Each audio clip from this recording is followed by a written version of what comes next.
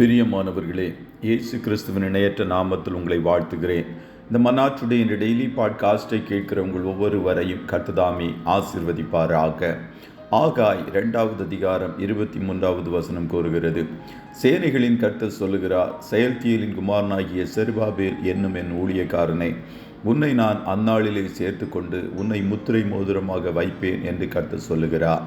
நான் உன்னை தெரிந்து கொண்டேன் என்று சேனைகளின் கர்த்தர் உரைக்கிறார் என்று சொல் என்றார் என்பதாக. உன்னை முத்திரை மோதிரமாக வைப்பேன், I will make you signet விங் என்ற தலைப்பின் கீழ் இன்றைய மன்னாவை தியானிக்கப் போகிறோம். கர்த்தர் செருபாபேல் என்ற தன்னுடைய ஊழியக்காரனை பார்த்து உன்னை முத்திரை மோதிரமாக வைப்பேன் என்று வாக்கு கொடுக்கிறார். முத்திரை மோதிரம் என்பது தன்னுடைய அதிகாரத்தை மற்றவர்களுக்கு விட்டு கொடுப்பதாகும். பார்வோன் தன்னுடைய முத்திரை மோதிரத்தை யோசேப்பிற்கு அணிவித்து தன் அதிகாரங்களையும் எகிப்தை தனக்கு அடுத்த இடத்திலிருந்து ஆளுகை செய்யும் அதிகாரத்தையும் அவனிடம் ஒப்படைத்தான் என்று ஆதியாகமம் 41:42 கூறுகிறது.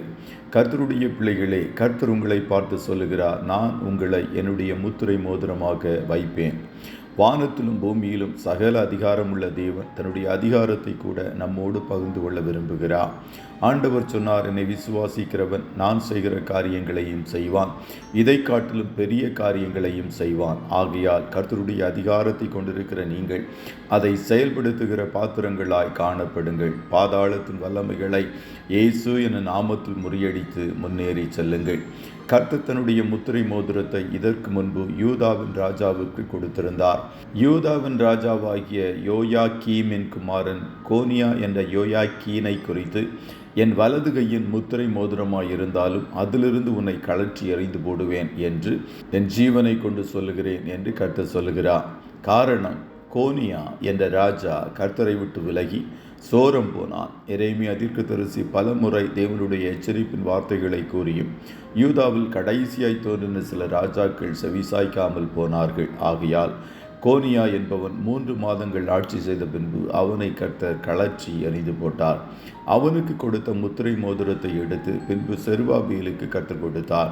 அதன் பின்பு செருபாபேலிடத்திலிருந்து அவர் முத்திரை மோதிரத்தை எடுத்து போடவில்லை. கர்த்தர் செருபாபேலுக்கு முத்திரை மோதிரத்தை கொடுத்து கனப்படுத்தினதன் காரணம் என்ன? கோரேஸ் ராஜா இடிக்கப்பட்ட இஸ்ரவேலின் ஆலயத்தை திரும்ப எடுத்து கட்ட கடந்து செல்ல விருப்பமுள்ளவர்கள் யார் என்று தன் பெர்சிய சாம்ராஜ்யத்தின் கீழ் காணப்பட்ட யூதர்களிடம் கேட்டவுடன் செருபாபேல் அந்த பொறுப்பை தன்மேல் எடுத்துக்கொண்டார். சுமார் 900 மைல்கள் கடினமான பிரயாணம் செய்து எருசலேமுக்கு கடந்து செல்ல தீர்மானித்தான். கர்த்தருடைய நாமத்தின் மகிமைக்காக கடினமான காரியங்களை செய்ய நீங்கள் பிரயாசப்படும் போது கர்த்தர் உங்களை அவருடைய முத்திரை மோதிரமாக வைப்பார். அதுபோல செருபாபேலின் கரங்களில் காணப்பட்ட தூக்கு நூலை கர்த்தருடைய கண்கள் சந்தோஷத்தோடு பார்த்தது என்றும் வேதம் கூறுகிறது. தூக்கு நூல் கட்டிட வேலை செய்கிறவர்கள் சுவர்கள் நேராக காணப்படுவதை உறுதி செய்வதற்கு பயன்படுத்துகிற ஒரு சிறிய கருவி. தேவனுடைய ஆலய வேலையை உத்தமமாகவும் உண்மையாகவும் செய்ய செருபாபேல் பிரயாசப்பட்டதை சந்தோஷத்தோடு பார்த்த கர்த்தருடைய கண்கள் அவனை தன்னுடைய முத்திரை மோதிரமாக்குவதற்கு தீர்மானித்தது. கர்த்தருடைய பிள்ளைகளே, கர்த்தருக்காக செய்கிற காரியங்களை உத்தமமாகவும் நேர்த்தியாகவும் உண்மையாகவும் செய்யுங்கள். அப்போது கர்த்தர் உங்களை முத்திரை மோதிரமாக வைத்து அதிகாரப்படுத்துவார். கர்த்ததாமே உங்கள் ஒவ்வொருவரையும் ஆசீர்வதிப்பாராக. ஜெபம் செய்வோமா? நல்ல தகப்பனே, உம்மை நன்றியோடு துதிக்கிறோம். இந்த மன்னாற்றுடைய இந்த டெய்லி பாட்காஸ்டை கேட்கிற உடைய பிள்ளைகள் ஒவ்வொருவரையும் கர்த்தர் ஆசீர்வதிப்பீராக. ஆண்டவரே, உடைய பிள்ளைகளை அதிகாரப்படுத்துவீராக.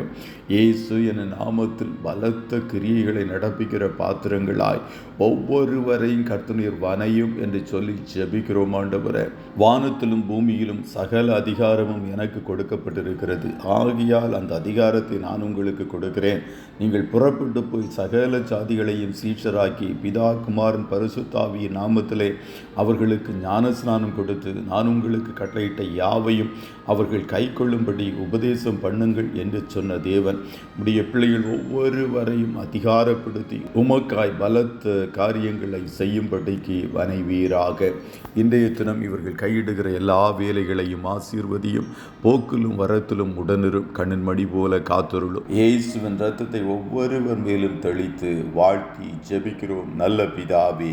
ஆமே.